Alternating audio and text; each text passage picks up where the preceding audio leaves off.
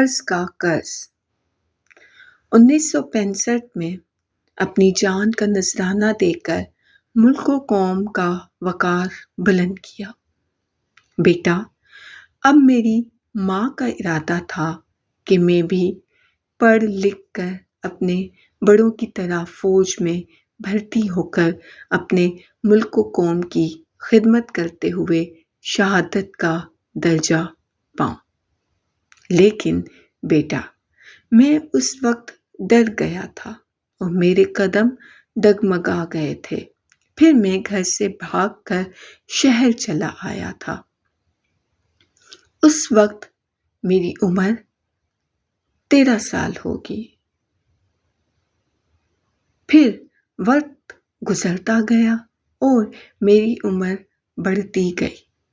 زندگی اپنے رنگ کھولتی گئی اور میں زندگی کے جھنجھٹوں میں ایسا کھویا کہ پلٹ کر دوبارہ گاؤں نہیں گیا۔ اتنا عرصہ بیت جانے کے بعد بھی میں اپنے دل سے ماں کی محبت کو نہ نکال سکا۔ میرے کانوں میں ایک ہی صدا گونجتی ہے، بیٹا تم کہاں چلے گئے ہو؟ شام ہونے سے پہلے گھر واپس لوٹ آنا، ورنہ اندھیرے میں راستہ بھول جاؤ گے۔ بچپن کی ایک چھوٹی سی بھول نے مجھے اپنی جنت سے کوسوں دور کر دیا۔ ماں کے قدموں کو چھونے کی آرزو ہمیشہ میرے دل میں رہے گی بیٹا۔ زندگی تو موت کی امانت ہے اور اس وقت میں نہیں جانتا تھا۔ شہید جب ملک و ملت کے لیے اپنی جان کا نذرانہ پیش کرتا ہے تو پوری قوم کا سر فخر سے بلند ہو جاتا ہے، کیونکہ شہید کی جو موت ہے وہ قوم کی حیات ہے۔ آج ہم اپنے خون کو پہچاننے سے انکاری ہیں۔ کاش کہ میں دنیا کو بتا سکتا کہ میری ماں پر لگایا گیا الزام بے بنیاد اور غلط ہے اور میں ان شہیدوں کی اولاد میں سے ہوں جنہوں نے اس وطن کو حاصل کرنے کے لیے اپنا سب کچھ قربان کر دیا تھا۔ پہلے ابا، پھر بھیا اور اب ماں نے بھی اس پاک مٹی کے لیے اپنی جان کا نذرانہ دے کر اسے زرخیر کیا ہے۔ باتوں کا سلسلہ ابھی بھی جاری تھا۔ ابا کے آنسو تھمنے کا نام نہیں لے رہے تھے۔ وہ تصویروں کو آنکھوں سے لگا کر بار بار چوم رہے تھے اور اپنے رب سے معافی مانگ رہے تھے۔ پروردگار مجھے معاف کر دو، میں نے اپنی ماں کا دل دکھایا تھا۔ شاہ زیب نے اپنے ابا کے آنسو پونچھ کر انہیں تسلی دی اور کہا، اللہ تو بڑا غفور الرحیم ہے، وہ اپنے بندوں سے بہت پیار کرتا ہے۔ ابا جان، اگر آپ نے سچے دل سے توبہ کر لی ہے تو وہ ضرور آپ کو معاف کر دے گا، کیونکہ وہ تو ہماری نیتوں کو جانتا ہے۔ اس کے بعد شاہ زیب نے اپنے بڑوں کی تصویریں سامنے رکھ کر وعدہ کیا کہ میں بڑا ہو کر اپنے دادا اور تایا کی طرح فوج میں بھرتی ہو کر ملک و قوم کی خدمت کروں گا۔ پھر وقت گزرنے کے ساتھ ساتھ شاہ زیب بڑا ہو گیا اور اسے فوج کی نوکری مل گئی۔ وادی سوات میں پاک آرمی دہشت گردوں کے خلاف آپریشن کر رہی تھی۔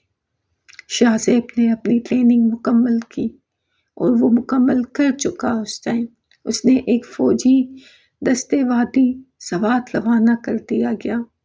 ایک رات چوکی پر دہشت گردوں نے حملہ کر دیا۔ پاک آرمی کے جوانوں نے اس حملے کا بھرپور جواب دیا اور دشمن کے حملے کو پسپا کر کے رکھ دیا، جس سے دشمن کا کافی نقصان ہوا۔ پاک آرمی کے ان جوانوں میں سب سے آگے شاہ زیب تھا۔ حب الوطنی اور حصول شہادت کے خاطر وہ خوب جذبے سے لڑ رہا تھا۔ تمام دہشت گرد مر تو گئے مگر کراس فائرنگ کے نتیجے میں 2-3 سپاہی زخمی ہوئے اور ایک گولی شاہ زیب کی ٹانگوں پر آ لگی، مگر وہ جوان مردی کے ساتھ دشمن کا مقابلہ کرتا رہا، جس کے نتیجے میں اس کی دونوں ٹانگیں ضائع ہو گئیں۔ علاج کے بعد فوج نے اسے ریٹائرڈ کر دیا۔ اس کے پاس وقت ہی وقت تھا اور سماجی کاموں میں دلچسپی لینے لگا تھا۔ اب اس کے دل میں شدید خواہش تھی کہ وہ دوسروں کے لیے کچھ کرے۔ پھر شاہ زیب نے اپنے دادا کی طرف سے سرکار سے انعام میں ملنے والی زمینوں پر دینی، مدرسہ، اسکول، بچوں کے لیے پلے گراؤنڈ، ہسپتال اور اولڈ ہاؤس بھی بنایا۔ اس اولڈ ہاؤس میں ملک کے گوشے گوشے میں بے سہارا لاوارث لوگوں کو یہاں لا کر زندگی کی ہر سہولت مفت دی جاتی تھی۔ اس کام کے لیے شاہ زیب نے ہر شہر میں اپنے دفتر کھول رکھے تھے تاکہ ایسے لوگوں کو یہاں لایا جا سکے جن کا دنیا میں خدا کے سوا کوئی سہارا نہ تھا۔ شاہ زیب نے عمر کے آخری ایام میں بتایا کہ یہ زمینیں میرے بزرگوں کو سرکار کی طرف سے انعام میں ملی تھیں